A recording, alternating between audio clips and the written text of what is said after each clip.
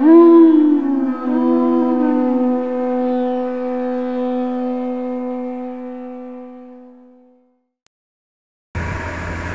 Namo Bhagavate Vasudevaya.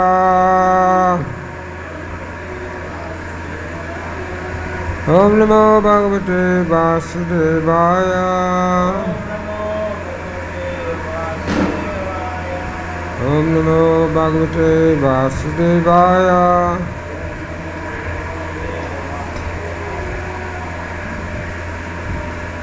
Reading from Bhagavad-Gita as it is, Chapter 3, text number 10. Saha Yagna. Saha, along with. Yagya, sacrifice.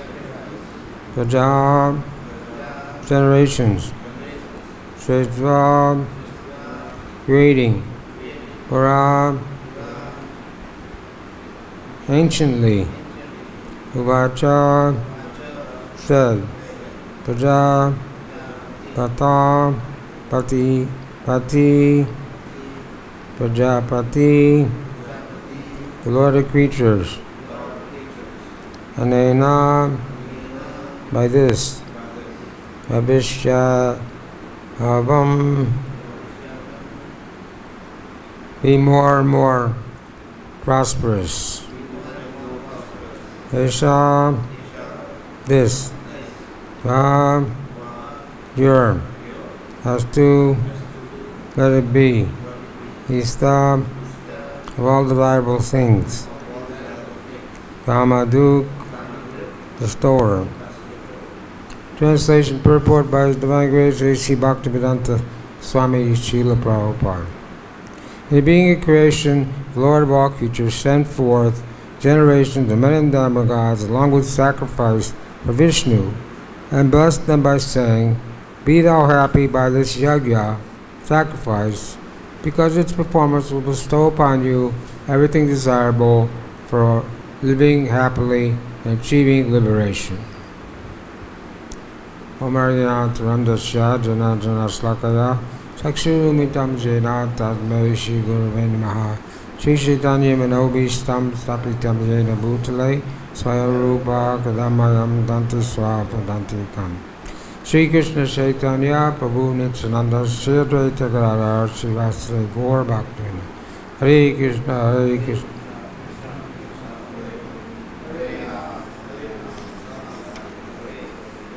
In the beginning of creation, the Lord of all creatures sent forth generations of men and demigods, along with sacrifices for Vishnu, and blessed them by saying, Be thou happy by this yajna, sacrifice, for this performance will bestow upon you everything desirable for living happily and achieving liberation. So this is continuation from yesterday's verse. Yesterday's verse said, work done as a sacrifice for Vishnu has to be performed, otherwise work causes bondage in this material world. Therefore, O son of Kunti, perform your prescribed duties for his satisfaction, and that way you always remain free from bondage. Purport. The material creation by the Lord of creation.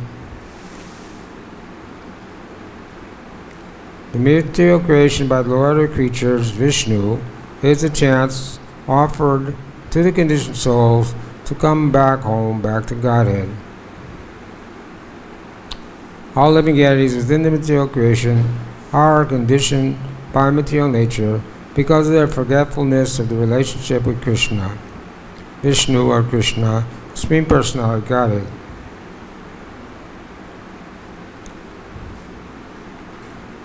So sacrifice, in the dictionary it says sacrifice means to offer a living entity or some present to a god, to please a god, to get some benefit. So when we're talking about sacrifice,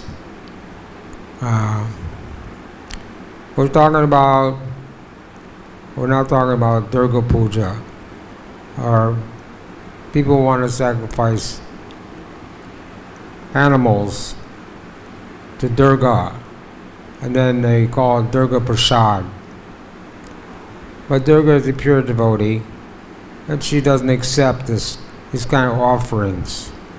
But her lesser beings, she has associates that do accept that. But the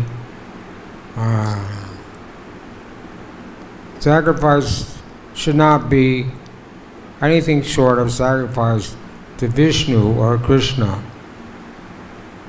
And in Nepal, at least a couple years ago, they sacrificed like 2,000 animals, all kinds of different animals, hoping to please some demigod to get some material benediction.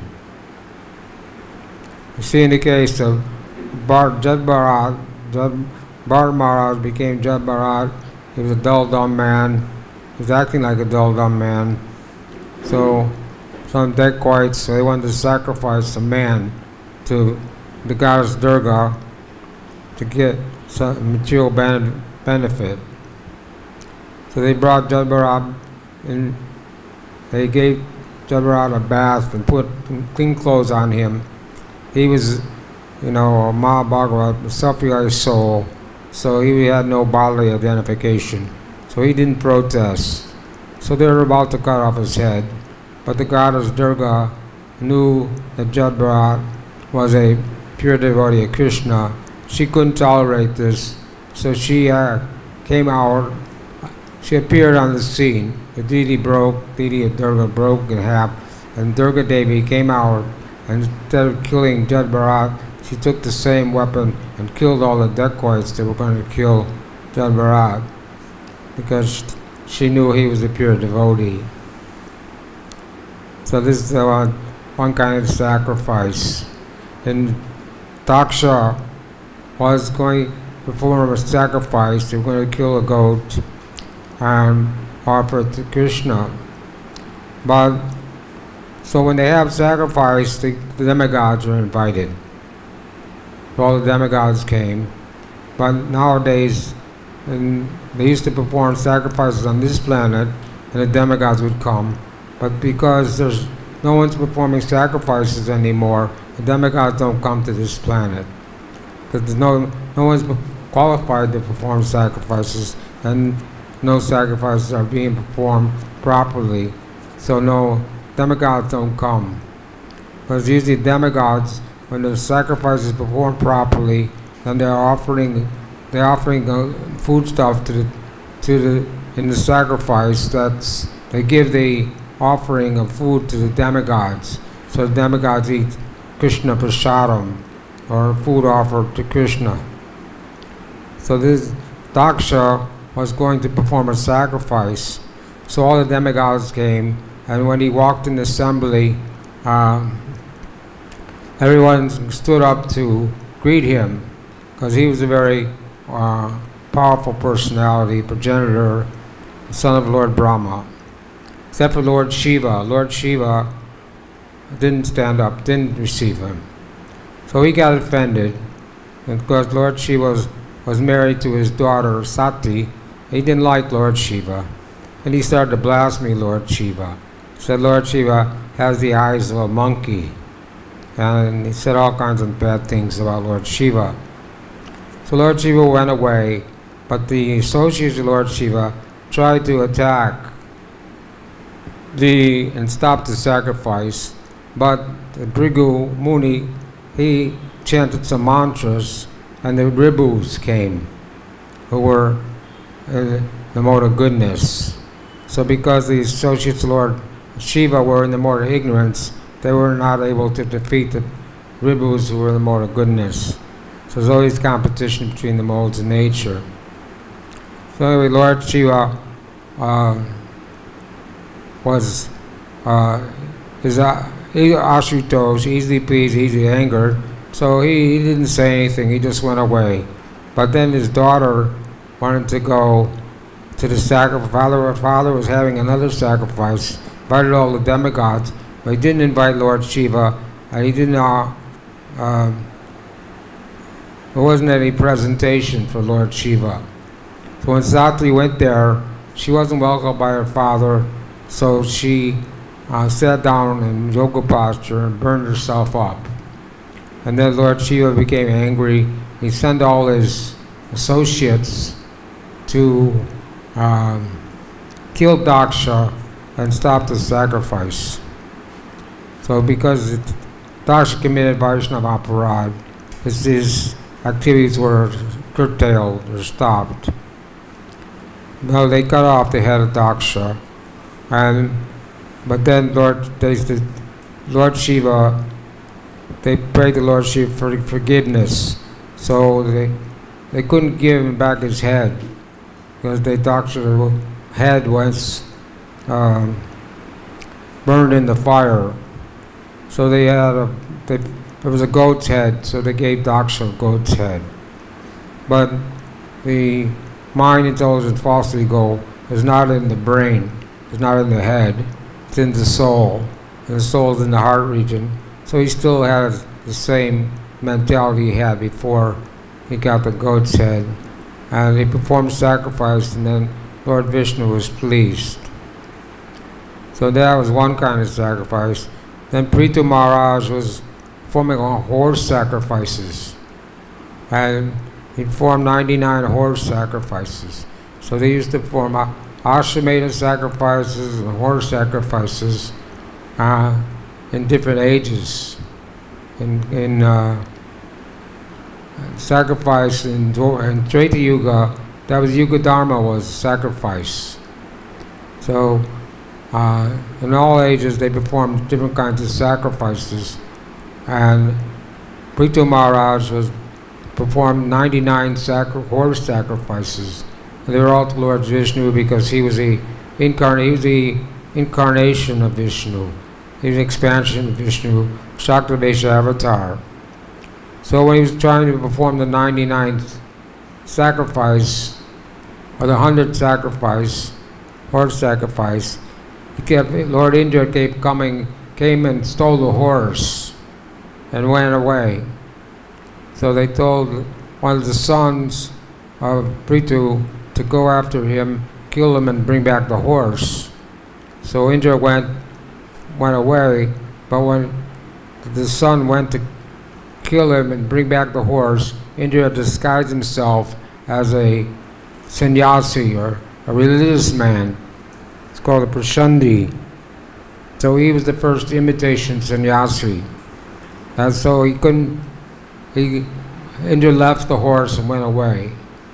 And that happened 2 or 3 times. Then finally Lord Brahma came and told Prithu Maharaj that you've done enough, 99 is enough, you can stop there. So there's a couple instances of people performing different kinds of sacrifice. Well, here it says that the conditioned soul, the reason for the creation is so the conditioned soul can come back to Godhead. And it says, because of the forgetfulness of the relationship with Krishna, Supreme Personality, Godhead, we become in this material world. Sarvasham Ridishani Visto, Krishna says, we become knowledge and remembrance and forgetfulness. So a living entity he has free will. And by his free will, he desires to forget Krishna and be Krishna, so he's sent in the material world to try to act like Krishna. But it doesn't work that way. You can never be Krishna or act like Krishna, and you can never enjoy in the material world. Material world, dukkhaya namashastam, it's a place of misery and suffering. So any sane person would not want to stay in this material world. We want to get out of the material world. So here it says that the Lord arranges so people can do sacrifice so that they can get out of the material world, not stay here and suffer. So the Vedic principle are to help us understand this eternal relationship, which is called Sambandhan Gyan. We have eternal relationship with Krishna, Sambandhan Gyan, and we have the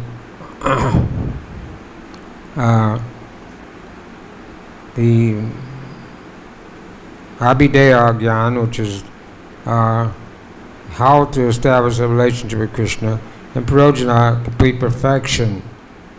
So these of Madan Mohan represent Sambandhan Gyan, and Govindaji represents Abhideya, and Gopinath represents Prajna.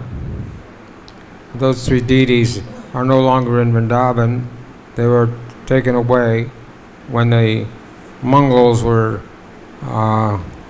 going to invade Vrindavan, so they decided to take the deities out of Vrindavan. But the Pratibhuj is the replacement deities here. So those visiting Vrindavan or living in Vrindavan can always visit these temples, the 7 main temples: Madan Mohan, Govindaji, Gopinath, Radharaman, Gokulananda, Radha Damodar, Radha Shama Sundar. These are 7 main temples, but there's 5,000 temples of Krishna. And it used to be that people only worship Krishna in Vrindavan. And nowadays, most of the people worship demigods. And you see in the shops, they have a little altar in their shop, and it usually has Durga and Ganesh and hodgepodge. Some people have Krishna, Durga, Ganesh, or this or that. So they really don't have an understanding that you only have to worship Krishna. You don't have to worship anyone else. It says those who are less intelligent, they are worship the demigods. The fruits are limited and temporary.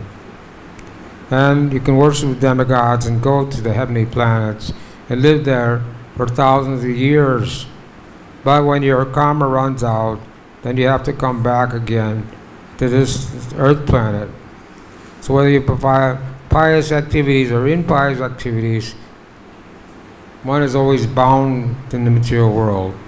King Nariga was a very charitable king, and he gave many cows in charity to the Brahmanas. So one time he gave a bunch of cows to one Brahmin, and he went away. Then he came back, then he gave another bunch of cows to another Brahmin. But unfortunately, one of the cows they gave to the first Brahmin had wandered back into his herd before he gave it to the second Brahmin. So both the Brahmins became angry and came to King Nariga and protested that you gave me something, then you took it back. So he said, well, I can settle this matter. I'll give you each 100,000 cows to settle the matter. But they weren't satisfied. They were materialistic Brahmins, and they went away angry. So at the time of death, King Nariga had to go to Yamaraj to be judged. So Yamaraj said, you perform so much pious activities that you can go to heaven and live in the heavenly planets for unlimited amount of time and enjoy like anything. Or you can suffer for your karma and first. You can suffer for your bad karma of giving charity or taking the property of a Brahmana. So King Nariga became absent-minded, and he said, okay, well, let me suffer first. So he became a lizard in a well, and but he had the remembrance that he was a devotee of Krishna, and Krishna pulled him out of the well and gave him a demigod body and made him Krishna conscious, and so he got benefited.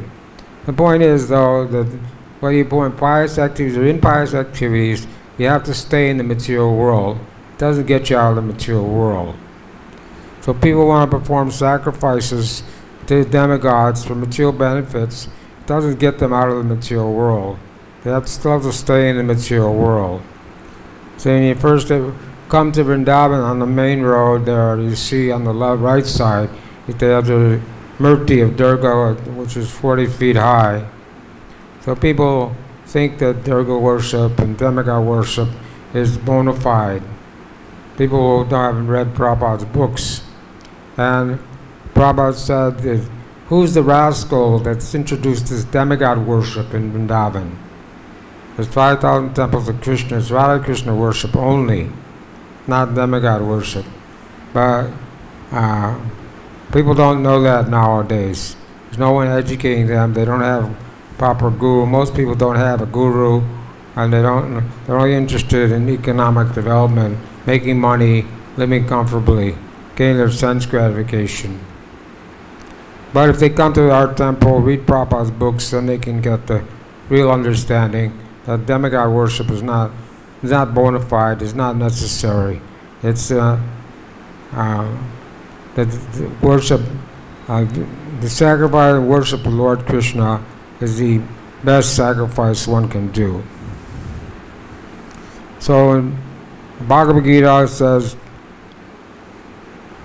the Vedic principles are to help us understand this eternal relationship as stated in the Bhagavad-Gita. Vedascha sarva aham eva vedya. The Lord says that the purpose of the Vedas is to understand Him. In the Vedic hymns it is said, Patim Vishvas Yat Meshvaram. Therefore, the Lord of the living entities is the Supreme Personality of Godhead. So there's a lot of talk about the Vedas in the Bhagavad Gita. In the first Vishaya, Lord Krishna tells Arjuna not to be disturbed by the flowery words of the Vedas. Vishaya Veda. Anyway, it says that Vedas mainly deal with three modes of material nature. They should rise above the modes and come to the mode of goodness, pure goodness. So, when one becomes a devotee and the pujari in the temple is worshiping deity all day long, he's already studied all the Vedas. It's like some one purport Prabhupada said that the pujari, the devotees are studying the Vedas 24 hours a day. So we don't need to study the Vedas. We need, because we already have accumulated all the pious credits that you get by studying the Vedas, by becoming devotees. Therefore, the living entity is the Supreme Personality of God, Vishnu. In the Srimad Bhagavatam 2.4.20, Sukadeva Goswami describes the Lord as Pati in so many ways.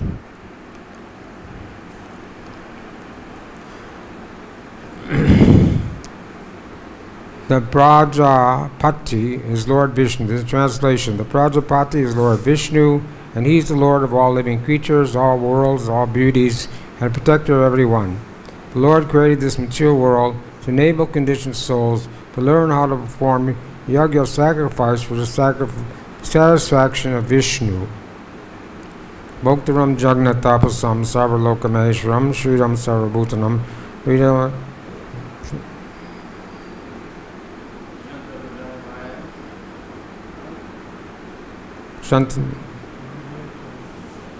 Anyway, Bhoktaram Jagna Tapasam Sarvalokameshwaram Sridam Sarvabhutanam Vrindavan. Forgot the last line. Anyway, here it says the Lord is the Lord of all creatures, Lord of all the worlds, Lord of all beauties, the protector of everyone. So this is in 5:29. That the Lord, three things one should know: that the Lord is the maintainer, Lord is the provider, and Lord is the ever well-wisher of everyone. So this is the actual peace formula. So people don't know anything about sacrifice, especially in Western countries. People don't know anything about sacrifice or how to perform what sacrifice is. We never even heard of it. But in the Eastern world, sacrifice is going on. And all in the this part of the world, in different countries, people doing sacrifices where the Vedic culture was still in existence. But they're not offering sacrifice to Krishna. One devotee went to Indonesia. He visited a temple, a Durga demigod temple. The priest in the temple said, our temple is better than yours. So he said, how's that? Well, in your temple, we only offer flowers and fruit and water, but in our temple, we offer meat and wine. So our temple is better than yours. So people offer meat, all these abominable things.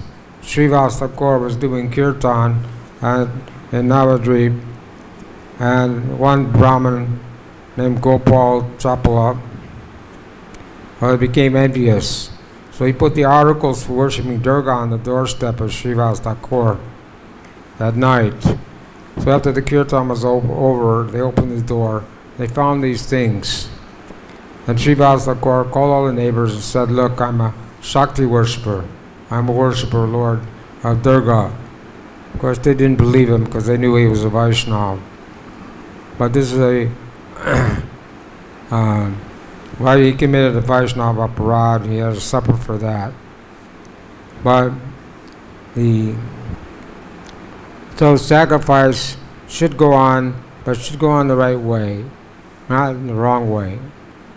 And people don't know anything about sacrifice.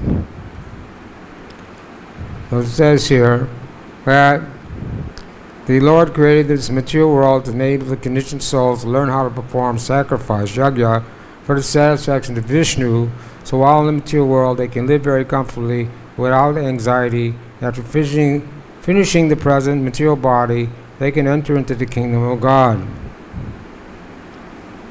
So if people do that, if we just take our quota and we just stop this animal slaughter and stop all the sinful activities that people are performing, then people can live naturally. Nowadays, modern civilization has created all these artificial things which are doomed to failure. Prabhupada said, yeah, this material civilization will crumble very soon. At the end, in 12th canto, Srimad Bhagavatam, it says, and by the end of Kali Yuga, there won't be any milk to drink, because they're killing all the cows. The fruits won't be available. There won't be any grains. People have children just to eat them. So this is what most people are just interested in, having sex life and filling their belly. They think this is the goal of life. So the whole world is full of anxiety, and people are trying to live comfortably, but they can't because they're going in the wrong direction, and they don't know that there's anything better. There's no education. Rabbi called the university schools, so many schools all over the world, he called them slaughterhouses, because they simply teach people how to get a education so they can, for economic development, so you can get a good job and make a lot of money.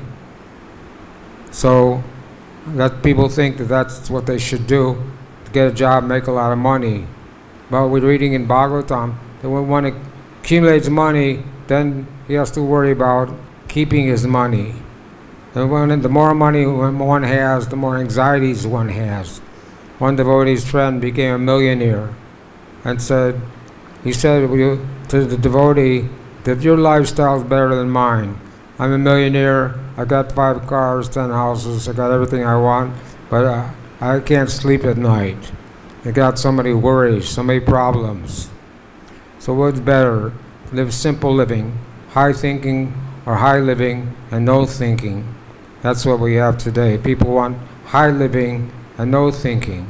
They just want to get as much sense gratification as they can in any way, form, shape, or any way they can. But the material body is limited, sense gratification is limited. And threefold miseries are always there: Adi-atmak, Adi-daivik, Adi-yagya, Adi-daiva. The miseries of the body and mind, miseries of demigods, miseries from other living entities. So even if one's a millionaire, if he has a high fever and he's given a feast, he can't eat it.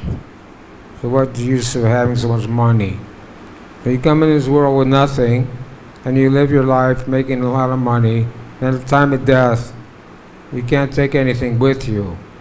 They call them the fallible soldiers, the wife, the family, the bank balance. Nothing can save you at the time of death.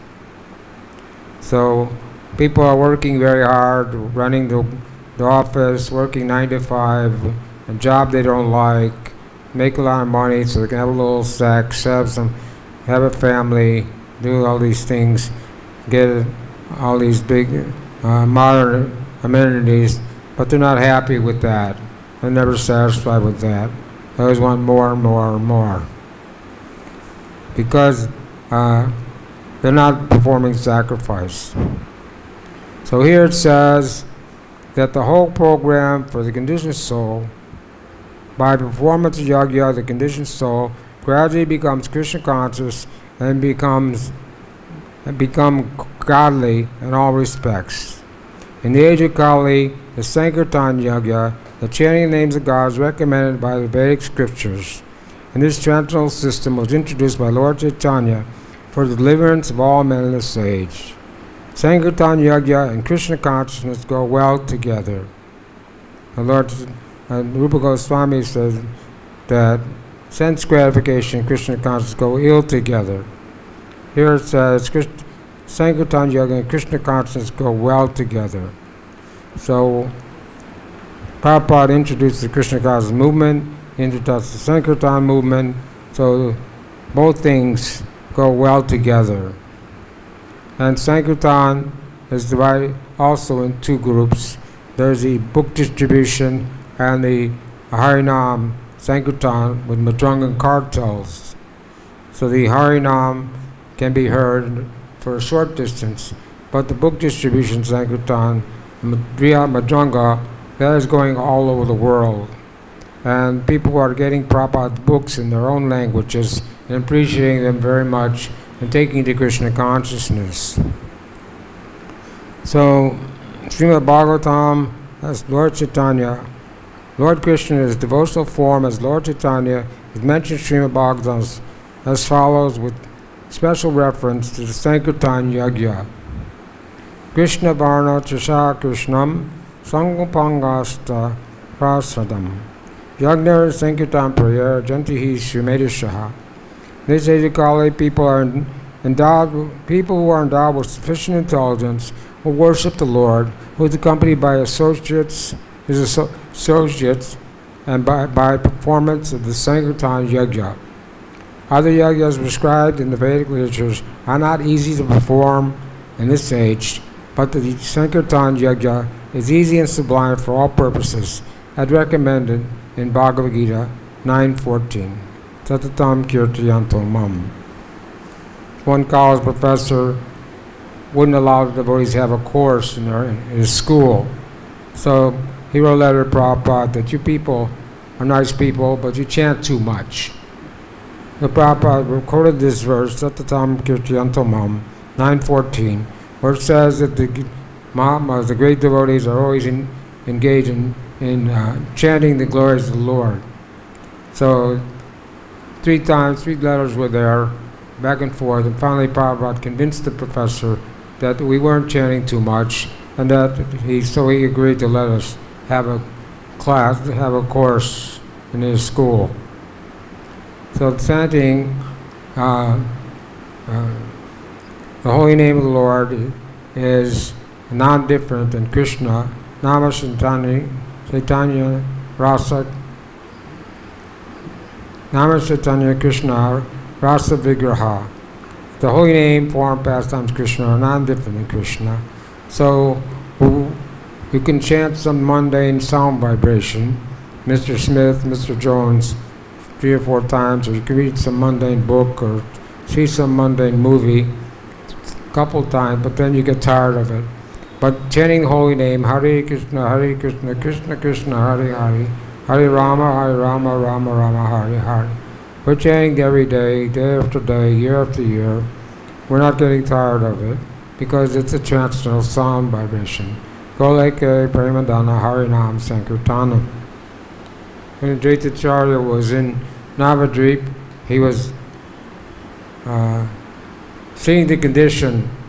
even at that time, the people were very degraded, and they were not interested in becoming Krishna conscious. They were only interested in arranging for the marriage of their daughters and sons and worshiping demigods.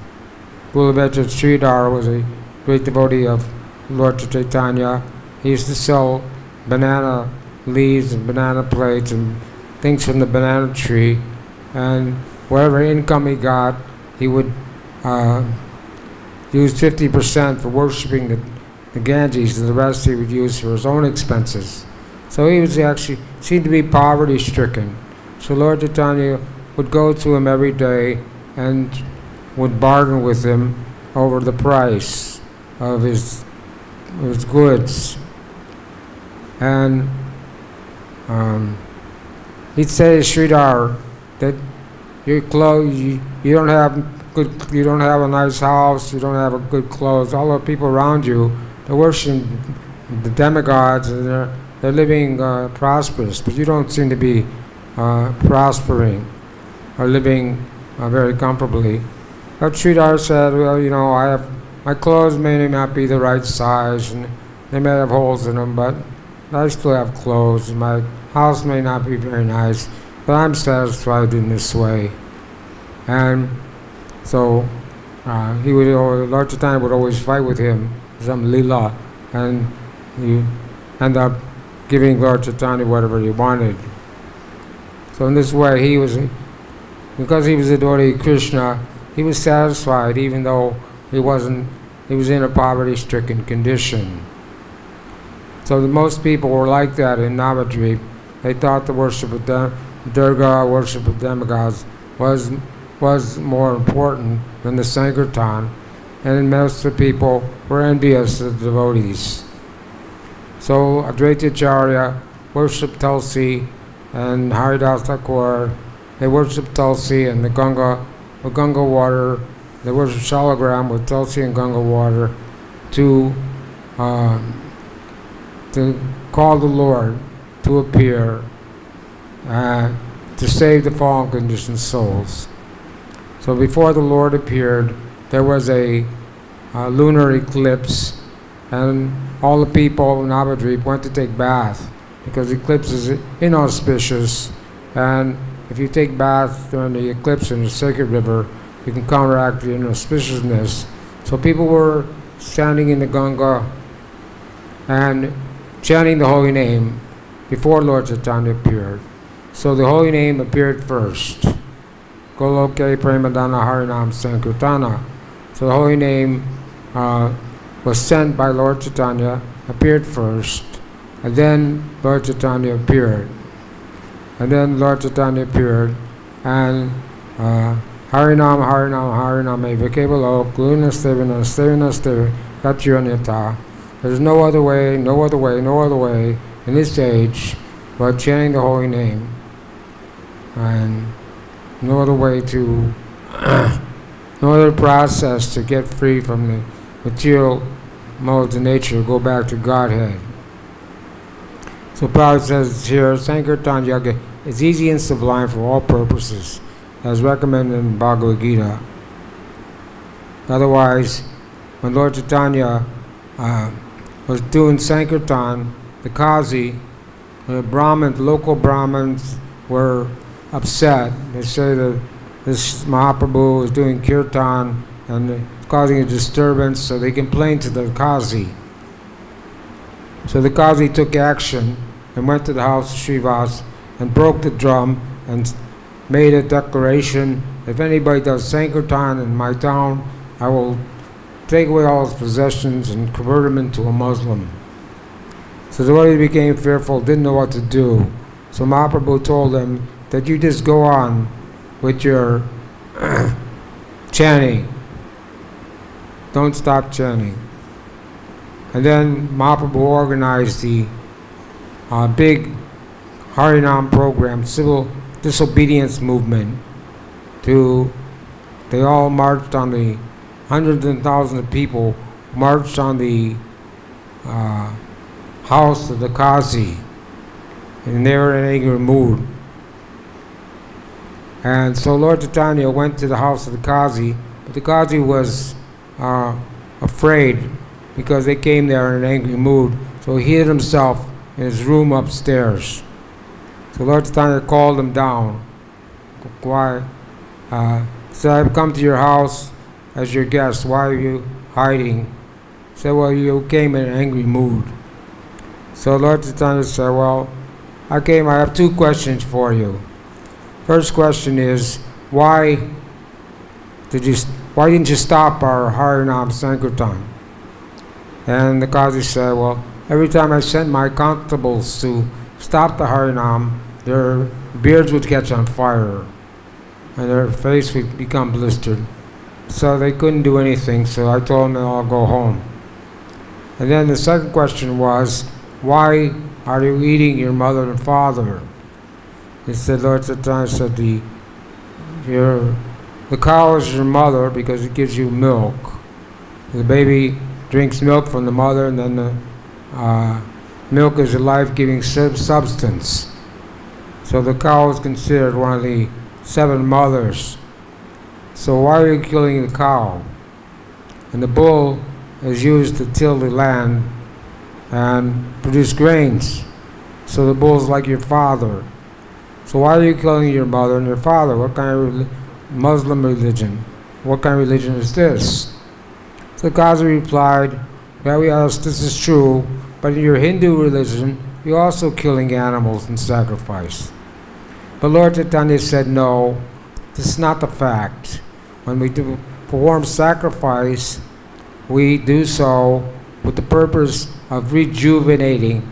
We sacrifice an old animal and gave it a new body, rejuvenated, and it gets a new body.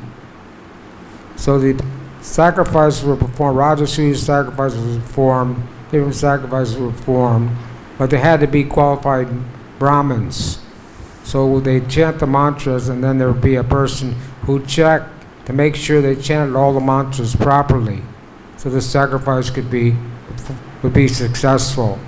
If they didn't chant the mantras properly, then the sacrifice would not be successful. So Lord Chaitanya told them that we're not killing animals. They're getting new bodies. So if someone wants to eat meat, then he can sacrifice a goat on the dark moon night and eat that. But he whispers in the ear of the goat that I'm going to come back and that you can come back, that I'm killing you now, and now you can come, in your next life you can kill me. So this is not very good proposal. So Lord Chaitanya forbid these sacrifice, because in the Kali Yuga, Kalosujasambhava, there's no qualified Brahmins to perform sacrifice. No one knows how to chant the mantras properly. So its only sacrifice is this Harinam Sankirtan. Harinam, Harinam, Harinam, Eva Kivalo, Kluna Sevana Stavagatiran. So this is going on all over the world now. We're performing this Harinam Sankirtan. And this is the Yuga Dharma. So people are seeing the devotees on the street dancing and chanting, and people who are a little pious, have some piety from past life or whatever, appreciate a little bit and see the Sankirtan. One lady saw the devotees chanting in one city in America. She was driving her car past the temple. Devotees having a ecstatic kirtan. She became attracted. She went home and looked up the address of the temple and went to the temple to find out what was going on. And then she became a devotee. So in this way, we're trying to introduce this Sankirtan all over the world so that people will gradually give up their sinful activities. Devotees in this movement are not ordinary people, because we follow 4 principles: no meat eating, no gambling, no intoxication, no illicit sex. And you won't find any other religion that has those 4 restrictions as strictly as we do in this Krishna consciousness movement. So Prabhupada introduced these principles. He wanted to create first-class men, gave Brahma initiation because he wanted the people, his disciples, to come to the point to become qualified Brahmins, or better than that, he wanted his disciples to become first-class Vaishnavas, or devotees of Krishna. So as devotees of Krishna, we are opposed to meat eating, gambling, intoxication, illicit sex.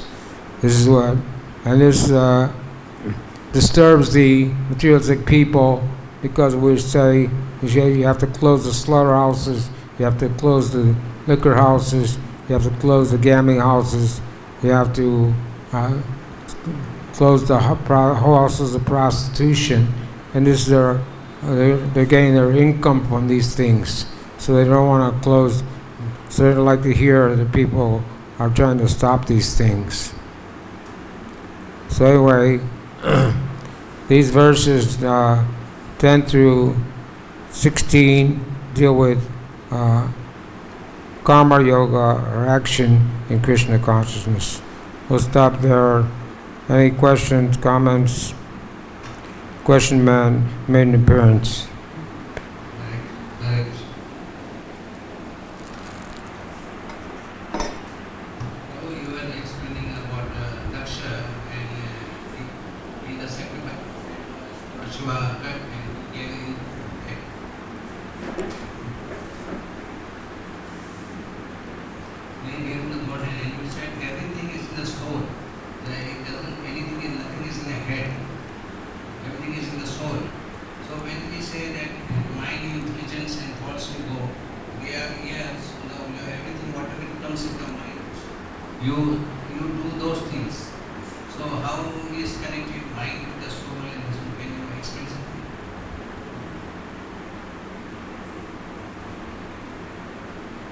He wants to know, we use our mind and tell the false ego to do things. How, but still that doesn't mean it's in the head. Consciousness is in the heart. A dead body has no consciousness. A live body has consciousness, because the presence is the soul. So the subtle body, mind, tells the false ego, accompanies the soul in every body. So the soul, the head is not in the brain. The consciousness is all over the body, spread all over the body from the heart region. So when you leave your body, you go, the subtle body goes with your body. So it appears to, because we identify with the body, we think our mind indulgences is acting from the brain, but it's not the fact. Anyway, you can read that in the Bhagavatam, in the third canto, about Daksha getting goat's head. Any other question? Srila Prabhupada ki jai. Antras Bhagavad-Gita ki jai.